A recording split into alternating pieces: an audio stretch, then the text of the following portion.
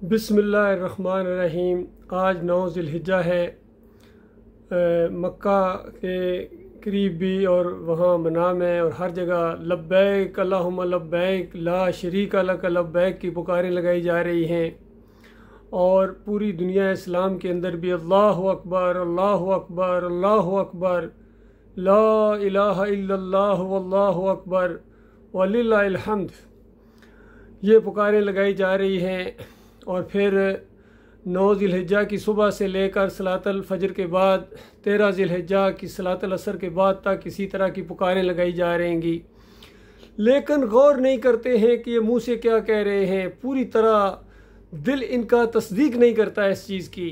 काश ये जमे गफ़ीर, ये समुंदरों की जाग से ज़्यादा तादाद रखने वाले मुसलमान, रेत के ज़र्रात से ज़्यादा और तारों की तादाद से ज़्यादा इनकी तादाद है, लेकिन पूरी दुनिया के अंदर जो ज़लीलो ख्वार हो रहे हैं, हर जगह इनकी दुर्गत बनी हुई है और कोई इनकी वैल्यू नहीं है पूरी ज़मीन के ऊपर। ये इस वजह से है कि ये दोगले हैं।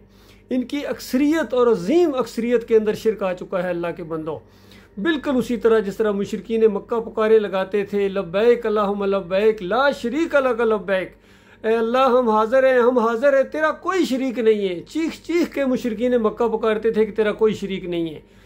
फिर भी नबी अलैहिस्सलाम और कुरान उनको मुशरिक क्यों कहता था? क्योंकि उनका अकीदा था कि मगर वो जिसको या अल्लाह तूने शरीक बना लिया है, हालांकि जो कुछ उसके पास है सबका तू ही अकेला मालिक है। तो नबी अलैहिस्सलाम कहते थे रुक जाओ, उसने किसी को शरीक नहीं बनाया है।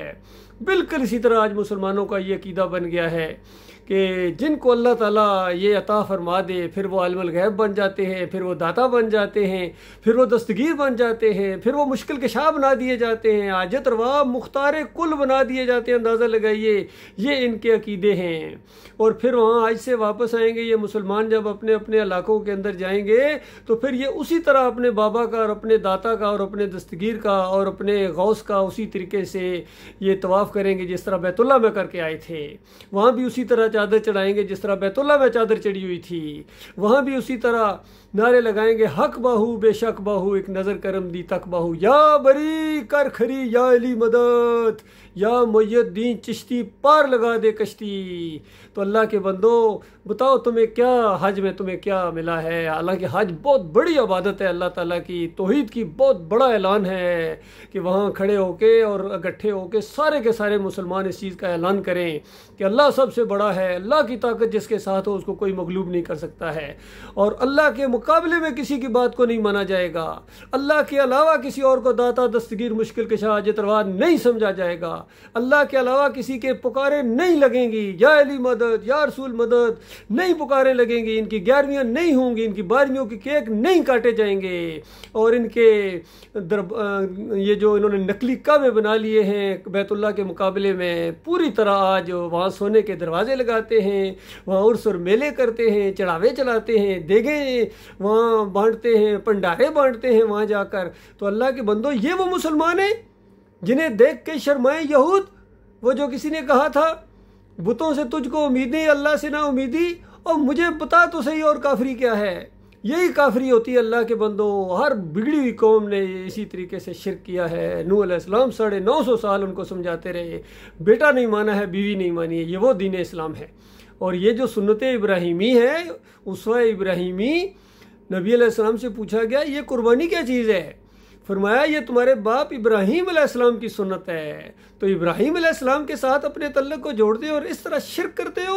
इब्राहीम अलैहिस्सलाम शिरक के दुश्मन गुजरे, एक शायबा तक उनके नामा अमाल के अंदर शिरक का नहीं था। इस तरह पूरी कौम को ललकारा है उन्होंने, बादशाह को ललकारा है, अपने दौर के सारे जितने वहाँ थे काफिर और मुशरिक उनको ललकारा है, और उनकी मूर्तियों को और उनके मज़ारों को और उनके गुम्बदों को एक एक चीज़ का त्या पांचा कर दिया उस अल्लाह के बंदे ने कलाड़े और थौड़े के साथ, और साबित कर दिया कि ये सारे तुम्हारे जितने हैं ये बिल्कुल शिरक के अड्डे हैं और ये बिल्कुल किसी नफ़े और नुकसान के मालिक नहीं हैं।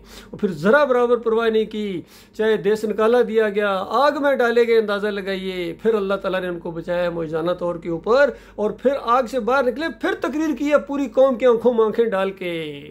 तो अल्लाह के बंदो, ये वो दीन है। इब्राहीम अलैहिस्सलाम का ईमान कहाँ से लाओगे? इब्राहीम अलैहिस्सलाम यकसू मुस्लिम थे और नबी अलैहिस्सलाम को हुक्म दिया गया इब्राहीम अलैहिस्सलाम का तरीका इख्तियार करो, उनका उसवा अपनाओ। और इब्राहीम अलैहिस्सलाम नूह अलैहिस्सलाम के रास्ते पर चलने वाले थे। अल्लाह के बंदो, तमाम अम्बिया का एक ही दीन और एक आयत के एक हिस्से के अंदर अल्लाह ताला ने सारे अम्बिया की तौहीद का दावत और उनका ईमान अकीदा बयान कर दिया। फरमाया वलक़द बअसना फ़ी कुल्लि उम्मतिन रसूलन अन इअ्बुदुल्लाह वज्तनिबुत ताग़ूत। तमाम अम्बिया ने यह दावत दी है कि अल्लाह की बंदगी करो। तुम्हें बंदगी की आजमाइश में डाला गया है, बंदे बनो, रब बनने की कोशिश ना करो, दाता दस्तगीर मुश्किल कशा अजद रवा बनने की कोशिश ना करो, अल्लाह के मुकाबले में ना आओ, अल्लाह की बंदगी करो। और जो चीज़ भी अल्लाह की बंदगी के रास्ते में हायल है उसको ठोकर के साथ हटा दो। अल्लाह के बंदो, आज इस चीज़ की ज़रूरत है। मैं आपका भाई हूँ, ये बात आपको बता रहा हूँ, हाँ के पुकारे बता रहा हूँ मेरे प्यारे भाइयों, खोल खोल के बताता हूँ ताकि तुम्हारी समझ में ये बात आए और तुम शिर्क से बच जाओ। क्योंकि शिर्क के साथ अगर तुम्हारी मौत आ गई, एक छोटा सा भी शिर्क तुम्हारे अंदर रह गया, तो नबी अलैहिस्सलाम ने फरमाया मम्मात युशरिक बिल्लाह शैउन दखल अन्नार। जिसकी मौत आई इस बात के ऊपर कि शैउन शिर्क उसने किया है, वो आग में दाखिल हो गया। शैउन मामूली शिर्क भी उसके अंदर रह गया, बाकी या अली मदद, या गौस मदद। और महमूदुल हसन साहब कहते हैं, शबीर अहमद उस्मानी कहते हैं कि अगर इस तरह कहा जाए अल्लाह के मकबूल बंदों को खालिस वास्ता रहमत इलाही समझ कर अगर उनको पुकारा जाए तो ये भी या का नाबुदो या का नस्ताईन के अंदर आता है। पढ़ो ज़रा तफसीर इनकी। इसीलिए हमारे इमरान खान साहब जाके सजदा करते हैं और कहते हैं इया का नाबुदू या का नस्ताईन अभी कायम है। मुफ्ती महमूद साहब हलवा बांटते अली जवेरी की कब्र के ऊपर और कहते हैं इया का नाबुदू या का नस्ताईन अभी कायम है। प्रोफेसर गफूर बरी इमाम जाकर हलवे चढ़ावे चढ़ाते हैं और वहाँ जाके चादरें चढ़ाते हैं और कहते हैं इया का नाबुदू या का नस्ताईन अभी कायम है। भुट्टो साहब सोने के दरवाजे लगाएं और कहें कि इया का नाबुदू या का नस्ताईन अभी कायम है। अल्लाह के बंदो, तुम्हारे इया का नाबुदू व या का नस्ताईन की छुट्टी हो चुकी है। तुम कलमे के गद्दार साबित हो गए हो। ये कुरान का मसला है, ये ईमान का मसला है।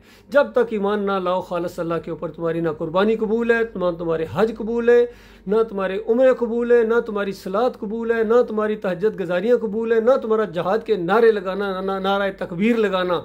चादर चढ़ा के गए और नारा तकबीर लगाते हो, फिरकों में बटे हुए, मसलकों में बटे हुए और क्योंकि हम बनियान मरसूस हैं, तुम्हारे करीब हवा भी नहीं गुजरी है ईमान खालिस की। अल्लाह के बंदो, ये बात है, ईमान की बात है, ये ऑप्शनल मसला नहीं है। इसको मानो, इसको माने बगैर तुम्हारी जान जहन्नम की आग से नहीं छूट सकती है और दुनिया की ज़िल्लत नहीं ख़त्म हो सकती है। तुम्हारे सरों के ऊपर ये मंडला रही हैं जंगें, किसी टाइम तुम्हारे ऊपर खौफनाक हमले हो सकते हैं, अल्लाह का अज़ाब आ सकता है।